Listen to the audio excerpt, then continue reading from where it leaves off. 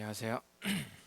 오늘은 어버이 주일로 저희가 5월 가정의 달 두 번째 주일을 섬기고 있습니다. 그동안 교회에 관심이 너무 교육부서나 젊은 분들에게로 가 있지 않았나 하는 좀 죄송한 마음이 있습니다. 그럼에도 불구하고 이 시간에 한 교회의 가족이 되어 주시고 또 온 교회에 어떤 특정한 자녀의 어머니 아버님뿐만 아니라 우리 온 교회에 우리 어머님 또 아버님이 되어주신 분들께 이 시간 박수로 감사한 마음을 좀 표현했으면 좋겠습니다. 예, 우리 김용 아버님과 박성관 아버님과 우리 김현숙 집사님 또 우리 김숙자 성도님 우리 남정희 성도님 우리 박수로 한번 감사함 표현하겠습니다. 진심으로 감사하고 환영합니다. 우리 어르신들이 있어야 사실 교회가 좀 중후한 멋이 좀 있습니다. 너무 젊은 분들만 있으면 이제 어떤 분들은 교회가 좀 너무 가벼워 보여서 교회를 출석하기가 힘들다 어떤 분이 그러시더라고요. 그러니까 그분은 끝내 출석하지 못하셨어요. 근데 만약에 이 우리 어르신들 이렇게 쭉 이렇게 지금처럼 이렇게 좀 있었으면 좀 교제하실 분들도 있으시고 좀 더 좋았었을 텐데 그런 아쉬움이 있습니다. 이 시간 오늘 우리 어버이 주일로 함께 또 섬기면서 오늘 제가 시편 23편의 말씀을 또 준비했습니다. 제가 청년이 되었을 때 나이로는 성인의 나이가 우리 되었지만 우리 20살 넘으면 성인이잖아요. 그런데 많은 어른들은 저를 보면서 아직도 성인이 되려면 멀었다고 했습니다. 그럼 왜 멀었냐? 최소한 군대를 다녀와야 그래서 어른이 되는 것이다 라고 해서 제가 군대를 다녀왔습니다. 그랬더니 그 어른들이 군대만 다녀와서는 어른이 될 수 없다. 그러면 어떻게 어른이 되냐? 최소한 그래도 결혼을 해야 어른이 될 수 있다. 그래서 제가 그래서 결혼한 게 아니라 그래서 어쨌든 결혼을 했습니다. 그랬더니 어르신들이 결혼만 해서 어른이 되는 것이 아니다. 그러면 어떻게 하면 어른이 되냐? 그래도 애를 낳고 키워봐야 어른이 되다. 그래서 애를 낳은 것은 아니지만은 어쨌든 첫째 딸이 그래서 태어났습니다. 그랬더니 어떤 분이 저한테 오셔서 애를 하나 정도 키워서는 어른이 될 수 없다. 그럼 어떻게 어른이 되냐? 그래도 최소한 둘 이상은 키워봐야 어른이 된다. 부모 마음이 이게 알 수 있다라고 말씀하시더라고요. 그래서 둘을 낳은 것은 아니지만 그래서 어쨌든 지금까지 돼서 이제 간신히 어른이 되었습니다. 도대체 그 어른은 언제 되는 것이냐라고 반항 섞인 속내를 그동안 많이 내비친 적도 있었지만 세월이 갈수록 그냥 어른의 나이가 되는 것은 누구나 될 수 있는 것이지만 어른다운 어른이 되는 것은 쉽지 않다는 생각을 갖게 되었습니다. 그래서 저는 우리가 그래도 부모가 되었을 때 이 세상 앞에 언젠가는 꼭 선언했으면 하는 두 가지 좀 신앙의 고백을 나누었으면 합니다. 시편 23편이 들려주는 우리 부모 즈음에 했으면 하는 두 가지 신앙의 고백은 무엇일까? 함께 나눠보도록 하겠습니다. 혹시 제 목소리 잘 들리세요? 네, 알겠습니다. 잘 들리신다면 상관치 않습니다. 우리가 부모 즈음에 꼭 했으면 하는 우리 첫 번째 신앙의 고백은 주님 한 분만으로 부족함이 채워졌다는 고백입니다. 저는 우리 땅에 우리 모든 그리스도인 부모님들이 우리가 부모가 되었을 때 우리 인생을 어느 정도 살고 난 후에 우리 주님 앞에서 주님 한 분만으로 또 우리 자녀들 앞에서 우리 모든 사람 앞에서 주님 한 분만으로 부족함이 채워졌다는 그런 고백을 남길 수 있기를 바랍니다. 여러분이 가장 잘 아시는 시편 중 하나인 23편은 이스라엘 왕 다윗의 시입니다. 여러분께서 말씀 액자를 사기 위해 기독교 백화점을 가면 액자에 가장 많이 기록되어 있는 성구 중 하나가 바로 이 시편 23편이 아닐까 생각합니다. 다윗은 자신이 섬기는 하나님을 양을 치는 목자로 비유하면서 그분을 향한 전폭적인 신뢰를 자신의 이 시편 23편이라는 시에 고스란히 담아냈습니다. 그럼 지금부터 이 시에 얼마나 아름다운 고백이 담겨 있는지 살펴보시겠습니다. 우리 다 같이 1절부터 3절까지 한번 읽어보겠습니다. 시작. 여호와는 나의 목자시니 내게 부족함이 없으리로다. 그가 나를 푸른 풀밭에 누이시며 쉴만한 물가로 인도하시는도다. 내 영혼을 소생시키시고 자기 이름을 위하여 의의 길로 인도하시는도다. 아멘. 다윗은 하나님께서 자기 인생의 목자이심을 자신 있게 선포하면서 목자 되신 주님으로 인해서 자신의 삶에 부족함이 전혀 없다라고 고백했습니다. 대단한 고백입니다. 저는 살면서 너무너무 부족하다는 말은 주변에서 수도 없이 들어봤어도 부족한 것이 없다는 고백은 거의 들어본 적이 없습니다. 그런데 이 말씀을 우리가 얼핏 보면, 그래, 다윗이라면 감사할 수밖에 없지, 부족함이 없다고 말할 수밖에 없지라는 생각을 합니다. 왜냐하면 2절을 보시면은 그가 나를 푸른 풀밭에 누이신다잖아요. 그러면 감사하고 부족함이 없을 수밖에 없죠. 그분이 쉴만한 물가로 인도한다고 하지 않습니까? 그렇다면 내가 부족함이 없다고 분명히 말할 수 있지. 우리는 이 장면을 생각하면서 푸른 초장, 쉴만한 물가, 이런 생각을 하게 되면 영화를 하도 많이 봐서 다른 의미로 상상이 좀 되곤 합니다. 따뜻한 햇볕이 내리쬐고 시설이 끝내주는 풀빌라 펜션을 우리는 빌린 상태이고, 앞마당에 설치된 해목에 몸을 맡겼더니 적당한 속도로 흔들흔들 평안하게 이렇게 해목이 나를 편하게 만들어주고, 눈을 잠시 감았더니 기분 좋은 바람이 뺨을 스치고 지나가고, 블루투스 이어폰에서 은은하게 마커스 찬양이 흘러나오면서 조금 있으면 국내산 한돈 삼겹살을 바베큐에 구워 먹을 참입니다. 이 정도는 돼야 푸른 풀밭 쉴만한 물가라고 생각할 수 있는데, 다윗이 생각한 이 푸른 풀밭 쉴만한 물가가 과연 그런 것이었을까? 우리가 이 시편을 조금만 더 깊이 보시면 다윗이 그렇게 감상에 젖어서 한 고백은 아니라는 것을 우리는 알게 됩니다. 2절과 3절을 보시면 다윗이 말한 이 푸른 풀밭 쉴만한 물가는 하나님께서 의의 길로 인도하시는 것을 푸른 풀밭 쉴만한 물가라고 비유했다는 것을 알 수 있습니다. 자, 2절을 보시면 어떻게 푸른 풀밭에 누이시면 쉴만한 물가로 인도하시는 도다라고 돼 있죠. 근데 3절은 어떻게 돼 있어요? 의의 길로 인도하시는 도다. 뭔가 대꾸가 느껴지죠. 그러니까 다윗이 생각한 푸른 풀밭 쉴만한 물가는 단순히 우리가 방금 얘기했던 그렇게 연상되는 그런 꼭 그림이라기보다는 하나님께서 인도하시는 의의 길을 자기 생각에는 푸른 풀밭 쉴만한 물가로 생각했다는 것을 우리가 알 수가 있습니다. 또 한 가지 기억해야 될 것은 이 푸른 풀밭 쉴만한 물가로 가는 여정이 아주 평탄하지 않았다는 것을 이후의 내용으로 알 수 있습니다. 저희가 읽지 않았는데 4절을 보시면 다윗이 말합니다. 내가 사망의 음침한 골짜기로 다닐지라도, 그는 분명 이러한 위기가 자기의 삶에 드리워졌다는 것을 알고 있습니다. 그리고 5절을 보시면 내 원수의 목전에서라는 말을 보면 이 사람 다윗의 생애에 나를 해할 만한 원수가 존재했다는 것을 우리가 암시적으로 알 수가 있습니다. 그러니까 그의 생애가 반드시 어떤 이 풀빌라 펜션으로 가는 신나는 여정만은 아니었다는 것을 우리가 알 수 있는 것이죠. 그러니까 이 다윗의 삶은 사망의 음침한 골짜기도 있고 원수도 존재하는 인생이었습니다. 우리가 이 중에 제가 여러분들께 여쭤보면서 사망의 음침한 골짜기를 지금 지나고 계신 분 손 들어 보십시오 라고 하면 어떤 분은 손을 드는 분들이 있으실 겁니다. 목사님, 제가 지금 사망의 음침한 골짜기를 지금 지나고 있는 중입니다. 어떤 분께 제가 여러분의 삶에 왼수가 하나라도 한 명이라도 있으면 손을 드시라고 제가 여쭤본다면 아마 손들 사람들이 많으실 겁니다. 그 왼수가 저는 아니잖아요, 그렇죠? 그런데 우리가 이것을 두 개를 합쳐서 사망의 음침한 골짜기를 지나면서 원수까지 둘 다 있는 사람 손 드시라고 해도 저는 누군가는 손을 분명히 들 것이라고 제가 생각이 듭니다. 그런데 신기하게 다윗은 그 삶을 하나님께서 푸른 초장과 쉴만한 물가로 인도하신다고 고백했다는 거예요. 기가 찰 노릇입니다. 우리는 지금 가장 듣기 싫은 설교를 지금 듣고 있는 거예요.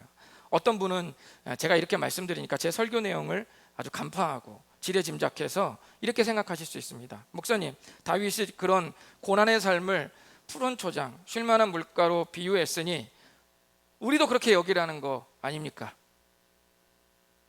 라고 상상하신다면은 틀렸습니다. 속단하시기 전에 한 가지 의문을 좀 풀어보겠습니다.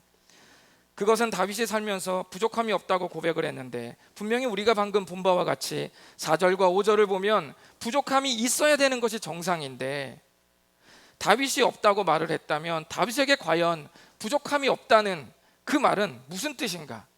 라는 것을 우리가 좀 풀어봐야 된다는 것이죠. 먼저 결론부터 말씀드리면, 부족함이 없다는 다윗의 고백은 우리가 생각하는 것과는 조금 다릅니다. 부족함이 없다고 말을 할 때 우리가 두 가지 종류가 있습니다. 첫 번째는 내가 생각하는 부족함이 채워졌을 때 우리는 부족함이 없다고 말을 합니다. 그리고 두 번째는 하나님이 나를 보시기에 부족한 게 있는데 그 부족함이 채워졌다고 했을 때 우리는 부족함이 없다라고 말을 할 수가 있습니다. 첫 번째는 바로 이런 것이고, 두 번째도 이런 뜻입니다.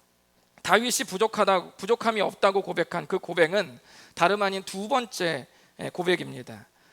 우리가 잘 알듯이 2002년 우리 한일 월드컵에서 우리나라가 사상 처음 16강에 진출했을 때 온 나라가 난리였습니다. 사상 처음이잖아요. 그 결과에 대체로 아무도 부족함을 못 느꼈습니다. 자랑스러워했다는 말이죠. 그런데 당시 국가대표팀을 이끌던 히딩크 감독이 유명한 말을 남겼잖아요. 뭐라고 했습니까? 나는 아직 배고프다, 이렇게 말을 했습니다. 히딩크에게 그 성적은 아직 부족했던 겁니다. 부족함이 없다고 고백할 때는 누가 부족함을 느끼는지에 따라 다를 수 있습니다. 다윗의 고백은 내가 원하는 것이 채워진 데서 온 고백이 아니라 하나님이 나를 보셨을 때 부족하다고 보여지는 것이 채워진 것에서 나왔다는 것입니다. 자, 그러면 우리가 기왕 말 나온 김에 다윗의 고백을 좀 더 깊게 좀 후벼 파보겠습니다. 그럼 하나님께서 다윗을 봤을 때 부족하다거나 부족하지 않다고 말할 수 있는 그 기준, 그게 무엇이었을까요? 그것을 파헤치는 것이 오늘 말씀의 어떤 노른자 위에 해당합니다. 자, 그것은 4절에 있습니다. 다윗이 생각한 부족함이 없다고 말한 그 부족함 또는 부족하지 않음, 그 기준은 과연 무엇이었을까? 4절을 다 같이 한번 읽어보겠습니다. 4절 시작. 내가 사망의 음침한 골짜기로 다닐지라도 해를 두려워하지 않을 것은 주께서 나와 함께 하심이라. 주의 지팡이와 막대기가 나를 안위하시나이다. 아멘. 우리 한번 따라서 해보실까요? 주께서 나와 함께 하심이라. 네, 바로 이 말씀입니다. 우리나라의 시편 연구의 대가이신 이 김정우 박사님은 이 원문을 아주 자세하게 연구하면서 주께서 함께 하신다는 이 말씀이 4절의 앞 내용과 뒷 내용을 잇고 있는 핵심 축이다, 다리다 라고 이렇게 말씀하셨습니다. 그러니까 다윗이 사망의 음침한 골짜기를 지날 때 충분히 예상할 수 있는 그 위험을 두려워하지 않을 수 있었던 것, 그리고 주님의 지팡이와 막대기가 그 위기 속에서 반드시 나를 보호하고 있다는 것을 고백할 수 있는 모든 생각의 핵심에 주께서 나와 함께하고 계신가 아닌가라는 생각이 있었다는 것입니다. 주님이 함께 하실 때 푸른 초장 쉴 만한 물가로 갈 수 있고, 우리는 반대로 생각합니다. 푸른 초장 쉴 만한 물가로 가야 주님이 계시다는 걸 아는 거예요. 그런데 다윗은 반대입니다. 주님이 함께 하실 때 푸른 풀밭 쉴 만한 물가로 갈 수 있고, 주님이 함께 하실 때 원수의 목전에서 풍성한 식탁이 차려지고, 주님이 함께 하실 때 식탁에 초청된 귀한 손님에게 기름을 부어주는 의식에 자신이 포함되는, 5절 보시면 자신이 포함되는 그 순간 속에서 잔이 넘치는 모든 경험을 할 수 있었다는 거예요. 푸른 초장 쉴 만한 물가, 그리고 사망의 음침한 골짜기에서 두려워하지 않는 것, 그 순간에 주의 지팡이와 막대가 나를 안위하고 계시는 것, 원수의 목전에서 풍성한 식탁이 차려지고 거기에 귀빈들에게만 행하는 기름을 붓는 의식에 참여하는 당사자가 되고, 그 광경을 원수가 배 아프게 쳐다보고 있는 이 광경, 이 잔이 넘치도록 베풀어지는 이 모든 환경에 다윗이 기뻐하는 핵심, 부족함이 없다는 핵심은 주님이 함께 하심이라, 바로 이 말씀이었다는 것입니다. 하나님께서 다윗을 보셨을 때 부족하거나 부족하지 않다고 여기는 기준은 바로 하나님 자신이었습니다.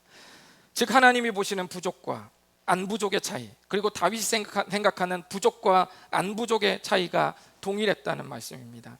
시편 23편에 담겨 있는 하나님의 마음은 우리가 부족하다거나 부족함이 없다고 말하는 고백의 그 경계선에 하나님이 계셔야 한다는 것을 우리에게 말씀해 주고 있습니다. 우리가 세월을 살면서 부모가 되었을 때 주님 때문에 부족함이 채워졌다는 고백을 남기게 될 때 그 고백이 단순히 환경을 변화시켰다는 의미의 방점이 찍히기보다는 환경이 변하지 않았는데 그분은 여전히 나를 사랑하시고 나와 함께 하셨다는 그 사실에 우리의 고백의 방점이 찍히기를 간절히 바랍니다. 우리가 황금알을 낳는 거위를 갖고 있다고 생각해 봅시다. 우리가 이솝우화의 주인공이 되었다고 생각해 봅시다. 우리가 거위를 잘 보살피면 거위에서 황금알이 계속 나옵니다. 그러나 때때로 우리는 거위보다 그 거위가 낳은 황금알에 꽂혀버리는 유혹을 느낄 때가 있습니다. 그럴 때 우리는 거위의 배를 가르는 비극을 낳게 됩니다. 우리의 신앙은 종종 예수 그리스도보다 예수 그리스도로 인해서 얻어질 결과에 더 꽂혀 있을 때가 있습니다. 비슷하고 미묘할 수 있지만 신앙의 끝지점은 전혀 다르게 만들어집니다.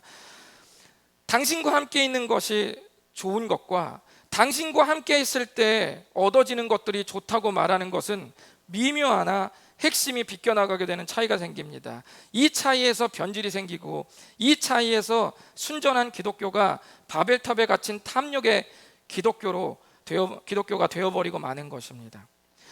우리는 여기서부터 나의 부족함이 채워진다는 의미를 다시 새겨볼 필요가 있습니다. 오늘날 신약의 시대로 넘어오면 이 다윗이 고백했던 이 목자의 비유는 하나님에게서 예수님으로 옮겨집니다. 그래서 요한복음 10장 11절에 예수님이 직접 말씀하시기를 나는 선한 목자라고 스스로 선언하시면서 선한 목자는 양을 위하여 목숨을 버린다고 말씀해 주셨습니다. 선한 목자 되신 예수님을 훗날 그 말씀대로 자기가 선언했던 그 말씀대로 십자가에서 우리를 위해 자신의 전부를 내어주셔서 우리를 영원한 사망에서 건져 주셨습니다. 예수님께서 십자가에 매달려 극도의 고통과 괴로움 속에서 신음하듯 내뱉은 말씀 중 한마디가 뭐였습니까? 요한복음 19장 30절에 말씀하시기를 다 이루었다. 극강의 고통 속에서 예수님이 하신 말이 뭡니까? 부족함이 없다. 다 이루었다. 이렇게 말씀하셨습니다. 다 되었다는 거예요. 부족하지 않다는 겁니다. 괴롭고 고통스러운 상황은 사실 가장 부족한, 가장 결핍의 상태인데도 불구하고 오히려 예수님은 바로 그 순간 부족함 없이 전부 이루었다고 고백하셨습니다. 그러므로 우리를 자기의 전부로 여기시며 생명을 내어주신 예수님을 우리 또한 전부로 여기며 살게 되는 것입니다. 저를 포함해서 우리 모두가 나이 들면서 주님 한 분만으로 나의 부족함이 채워졌다는 그 고백을 자녀 앞에서 할 수 있는 날이 오기를 진심으로 바라겠습니다. 두 번째, 부모가 되었을 때 우리가 꼭 했으면 하는 두 번째 신앙의 고백은 앞으로도 주님과 영원히 함께하고 싶다는 고백입니다. 지금까지는 내가 여유가 많아서 교회를 다니고 성경을 읽고 기도를 해왔는데 이제부터는 바빠서 좀 주님과 좀 멀리 해야겠습니다. 이게 아니라 어떤 조건적, 한시적인 그런 신앙의 어떤 이 머무름이 아니라 모든 부모님들의 입술에서 그분 한 분만으로 나의 부족함이 채워졌으니 나는 이것을 경험하고 나니 앞으로도 주님과 영원히 함께하고 싶다는 고백을 남기는 것입니다. 이것이 두 번째 고백입니다. 우리 다 함께 6절을 읽어보실까요? 6절 시작. 내 평생의 선하심과 인자하심이 정녕 나를 따르리니 내가 여호와의 집에 영원히 살리로다. 아멘. 자, 이것은 일회용 신앙이 아닌 지속적으로 영향을 주는 신앙을 말합니다. 지금 다윗은 과거를 말하는 게 아니잖아요. 미래의 자신의 바람을 지금 말하고 있는 것입니다. 자, 그런데 다윗이 자신이 영원히 여호와의 집에 살고 싶다는 서원과 작정을 하고 있는데 주님과 영원히 함께하고 싶다는 그 고백에 중요한 확신 하나가 스며들어 있습니다. 그것이 뭐냐면 내 평생의 선하심과 인자하심이 반드시 나를 따른다는 거예요.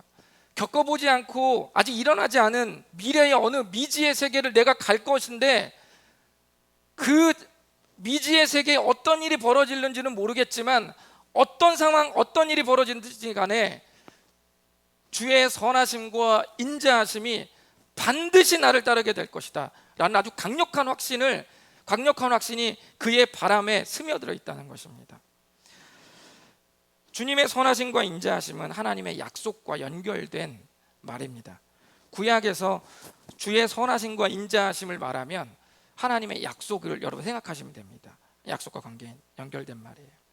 다윗은 아직 일어나지 않은 미래의 바람을 고백하면서도 지금 역사하시는 주님이 미래에 반드시 함께 하실 것이라는 강력한 그 약속이 계속 효력을 발휘할 것이라는 강력한 확신이 묻어있는 고백을 하고 있습니다. 이 확신을 갖게 된 다윗의 인생 특징이 좀 무엇인가, 우리는 이 시편에서 좀 찾아볼 수가 있습니다. 여러분 이걸 좀 관찰하면서 읽어보신 적이 있는지 모르겠는데, 시편 23편은 워낙 유명해서 어떤 분은 외우지 않으려고 해도 외우는 분들도 있습니다. 근데 이것을 여러분 유심히 좀 잘 보시면 얼마나 많은 이 나가 들어갔는지를 보십시오. 제가 이거를 여기서 이거 말고도 몇 개 더 있는데 제가 그냥 뺀 겁니다. 여호와는 제 목자가 아니라 나의 목자다 라고 말씀. 2절 보십시오. 그가 나를 푸른 풀밭 쉴만한 물가로 인도하신다. 3절 보십시오. 내 영혼을 소생시킨다. 저 사람의 영혼을 소생시키는 그 주님이 아니라 내 영혼을 소생시키는 내 주님. 4절 보십시오. 내가 사망해. 저 사람을 가정하는 게 아닙니다. 아이고 저 사람 저 병들어 저렇게 하나님 믿을까 말까 이렇게 생각하는 사고가 아니라 나에게 생각하는 거다. 내가 그렇게 될지라도. 5절 보십시오. 내 원수의 목전에서 내게 상을 차려주시고 기름을 내 머리에 부으셨으니 내 잔이 넘치나이다. 여러분 의도적으로 많이 쓰고 있는 것이 느껴지지 않으세요? 한 번만 쓰면 되잖아요. 6절 보십시오. 내 평생의 선하심과 인자하심 정녕 나를 따른다. 내가 여호와의 집에 영원히 거야. 얼마나 많은 나가 들어갑니까? 모든 구절이 전부 나라는 1인칭과 밀착 접촉되어 있다는 것을 여러분이 볼 수가 있습니다. 철저하게 신앙이 뜬구름 잡는 신앙이 아니라 나와 말씀이 딱 붙어있는 신앙을 말씀하고 있습니다. 우리가 신앙이 내 것이 되는 과정을 3단계로 설명해 보면 우리 이렇게 말할 수 있습니다. 1단계는 지식적으로 아는 겁니다. 그러니까 목사님의 설교를 듣는다거나 아니면 가까운 어떤 권사님이나 믿음의 사람들에게 어떤 이 성경의 진리나 교훈을 듣게 되는 것이죠. 1단계입니다. 2단계는 뭡니까? 이제 지식적으로 내가 듣고 알게 된 것을 이제 믿는 겁니다. 우리는 보통 2단계까지만 보통 이렇게 간단하게 생각할 수 있는데 3단계가 더 남았습니다. 3단계가 뭐냐면 지식적으로 아는 것을 믿은 다음에 그 믿은 것을 완전히 내 것이 되게 하는 과정, 이 3단계가 남아있는 거예요. 많은 그리스도인들이 두 번째 단계이거나 또는 두 번째에서 세 번째로 가는 어딘가에서 헤매고 있습니다. 여러분 구원은 어디서 이루어집니까? 2단계에서 이루어지죠. 구원은 2단계에서 내가 들은 예수님의 십자가와 부활의 복음을 내가 믿는 거예요. 2단계에서 구원이 이루어지죠. 그런데 실제 살아가면서 내가 믿은 복음의 말씀이 다양한 모든 상황, 학교, 가정, 친구, 건강, 분주함, 돈, 모든 것에 그 내가 믿은 그 말씀이 아주 복잡 다단한 모세혈관 같은 그 상황 속에 하나하나 전부 적용되는 것은 좀 더 1대1의 적용의 과정이 필요하다는 겁니다. 전신에 퍼져 있는 모세혈관처럼 내가 믿은 복음이 어떻게 실제적으로 다양한 상황에 하나하나 역사하는지 내가 임상실험을 해야 한다는 말입니다. 물론 그 사이에서 교회 교육도 있어야 되고 설교 말씀도 들어야 되고 성경 공부가 필요할 수도 있겠지만 이 모든 것들이 어쨌든 꿈틀거리고 삶에서 살아 역동하려면 세부적인 삶에서 그 일상에서 그 말씀을 적용해야 된다는 말이에요. 적용해야 돼요. 매주마다 안 빠지고 로또를 사는 사람도 있다고 하지 않습니까? 제가 네이버에서 찾아보니까 매주마다 로또를 안 빠지고 사는 사람이 어마어마. 여러분 한번 쳐보세요. 게시글이 끝도 없이 나옵니다. 끝도 없이. 신락 같은 확률에 기대를 걸고 거기에도 우리가 실제로 매주마다 구입하는 사람이 꽤 있답니다. 우리는 진리의 말씀을 매주 주일날 와서 듣는 것도 힘든데 그 사람들은 매주 되지도 않을 로또를 매주마다 규칙적으로 가서 산다는데, 우리가 하나님의 말씀을 감정의 기복에 따라 버렸다가 주었다가 하는 것이 아니라 끝장을 볼 때까지 계속 적용해 보는 겁니다.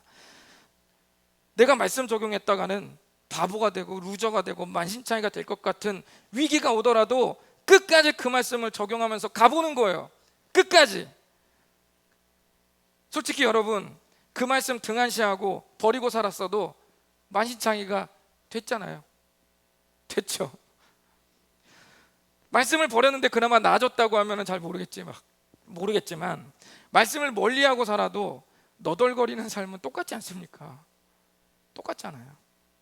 그럴 바에는 지치고 힘들어도 넘어지고 자빠지고 울고불고 화내더라도 그 말씀대로 해보는 겁니다. 언제까지요? 끝까지 해보는 거.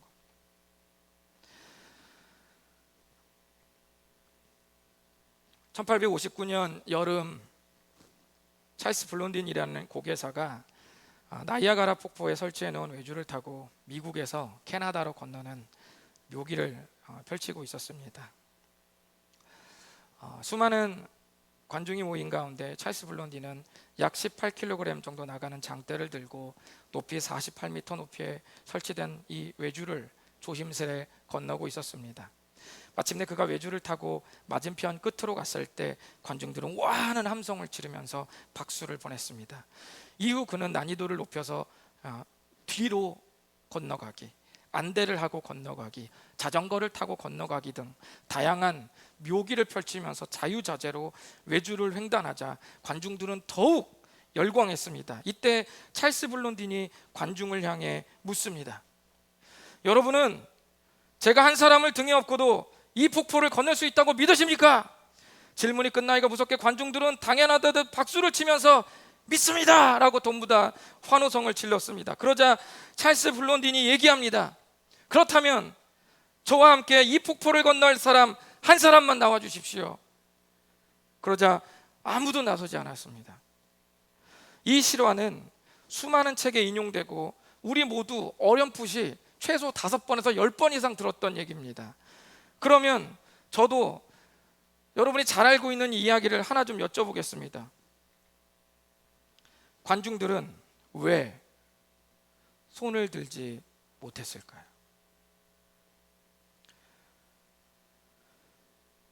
그들이 찰스 블론딘의 실력을 의심했나요?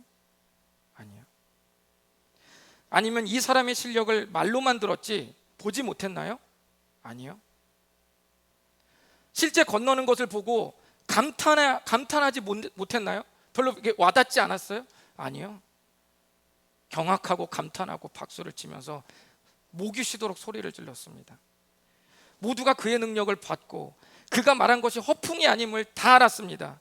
전부 받고 전부 느꼈고 전부 인정했으며 전부 감탄했습니다. 안 믿은 것이 아니에요. 이것이 뭘 의미합니까? 내가 알고 내가 감정적으로 감탄하고 내가 인정하고 내가 믿어도 그 믿음의 바다에 나를 넣는 것을 주저할 수 있다는 말입니다. 나의 삶에서 실행되는 것은 별개일 수 있다는 말이에요. 그것이 되기 전까지는 전부 내 것이 되었다고 속단할 수 없습니다. 우리는 2단계까지만 가슴에 와닿으면 그것이 내 거라고 착각을 합니다. 내가 이제 믿고 있으니 이제 이것이 내 것이지. 3단계가 남았잖아요. 이 과정이 선행되지 않고서는 성경의 이야기는 아직도 완벽히 나의 이야기는 아닌 것입니다. 하나님의 말씀은 우리로 하여금 성경에 기록된 그의 이야기들을 완벽하게 우리의 이야기 또는 나의 이야기가 될 때까지 받아들이라고 촉구합니다. 거룩한 압박을 하는 것이죠.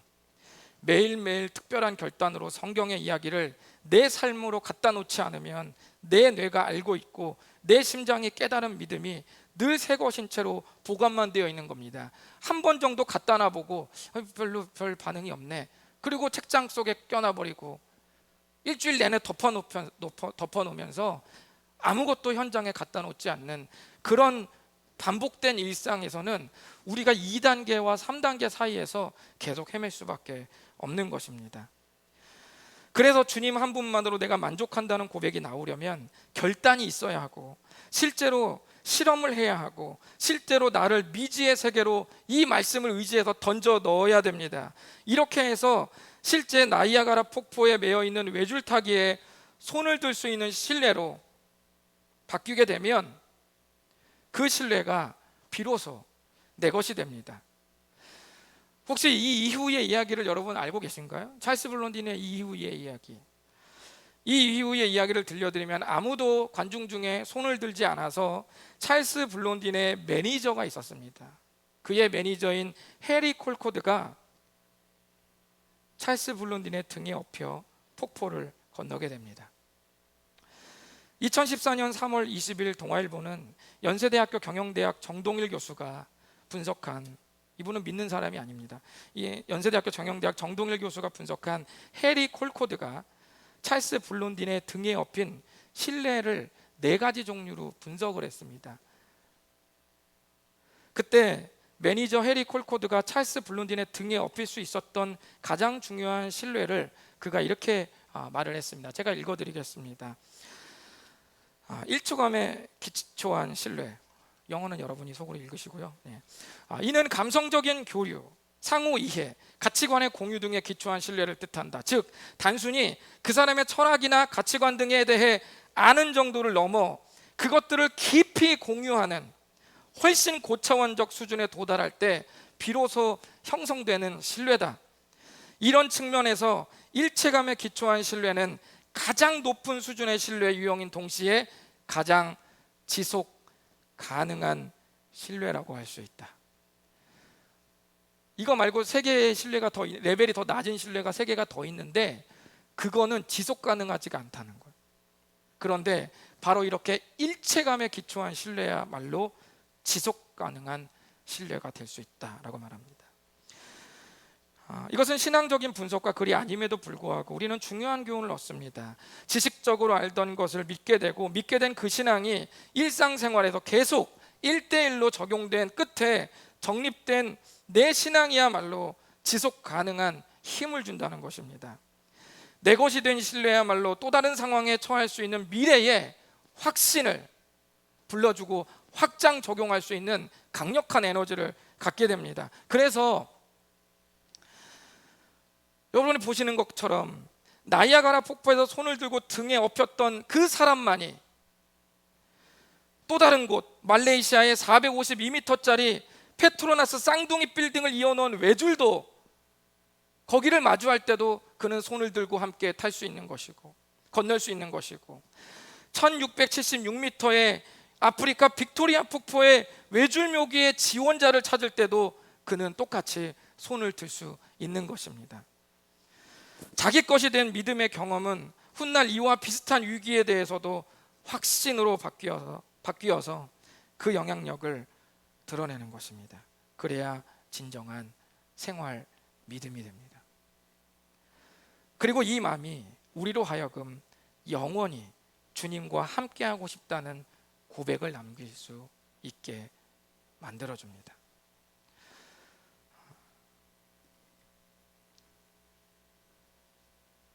제가 벌써 이런 책을 읽어야 될 나이가 됐다는 것이 가장 슬픈데, 저는 그래서 이 책을 항상 들 때마다 이렇게 읽고 읽습니다. 나이 드는 내가 안 좋다. 이렇게 이 책을 읽고 그다음에 딱 책을 펴서 읽는데, 국제적인 기독교 공동체로 유명한 브루도호프 공동체를 섬기는 요한 크리스토퍼 아놀드라는 목사님이 계십니다. 이분이 누구시냐면 이 브루도호프라는 공동체가 세계적으로 굉장히 많거든요. 기독교 공동체인데 이 기독교 공동체를 창립한 분이 바로 요한 크리스토퍼 아놀드의 할아버지예요. 이분이 자신의 책 나이 드는 내가 좋다라는 이 책에서 말하기를 얼마나 오래 사느냐보다 어떻게 나이 드느냐가 중요하다고 했습니다. 그러면서 모든 사람이 생의 끝자락에 이르렀을 때 지녀야 할 믿음을 다음의 이야기로 대신 설명했습니다. 그 책에 있는 이야기인데, 한 의사가 위중한 환자의 왕진을 갔습니다. 그런데 그 환자가 이제 점점 죽음에 가까워지자 너무 죽음이 두려워서 이 왕진은 의사에게 저 세상에는 뭐가 있느냐고 막 물었어요. 너무 두려워서. 그때 이 방문 밖에서 나는 개 짖는 소리를 들으면서 의사는 이렇게 말했습니다. 들리세요? 제가 기르는 개예요. 아래층에 두고 왔는데 참기 힘들었는지 올라왔네요. 제 목소리가 들렸나 봐요. 저 개는 문 너머 여기에 뭐가 있는지는 모르지만 제가 있는 건 분명히 알죠. 마찬가지 아닌가요? 저 세상에 뭐가 있는지는 정확히는 모르지만 주님이 계시다는 건 분명히 알잖아요. 우리가 나이가 들고 육체적으로 연약해지면서 맞닥뜨릴 세상이 정확히 어떨지는 모르지만, 그리고 점점 우리가 죽음과 가까워질 때 누군가의 도움을 받지 않으면 이제는 일어날 수 없고, 지팡이에 의지해야 비록 어렵게 한 걸음 한 걸음 뗄 수 있는 그런 나이가 되어가면서 우리가 점점 죽음으로 가까이 가는 그 상황들, 그 현장들이 정확히 어떻게 펼쳐질 것인지 우리는 다 알 수 없습니다. 그렇지만 이 생과 내 생을 주관하시는 주님이 함께 하시는 것에 대한 분명한 믿음이 노년의 미래에 대한 불안을 이겨낼 수 있다고 말합니다. 훗날 사랑하는 자녀들 앞에서, 그리고 한 교회를 섬기며 만나는 수많은 믿음의 후배들 앞에서 이렇게 말할 수 있는 날이 있기를 바랍니다. 주님 한 분만으로 나의 부족함이 채워졌다는 고백. 완전한 내 것이 된 믿음을 가지고 앞으로도 영원히 주님과 함께 하고 싶다는 이 두 가지 신앙의 고백이 이 땅의 모든 그리스도인 부모의 입술에서 진심으로 터져 나오기를 바랍니다. 기도하겠습니다.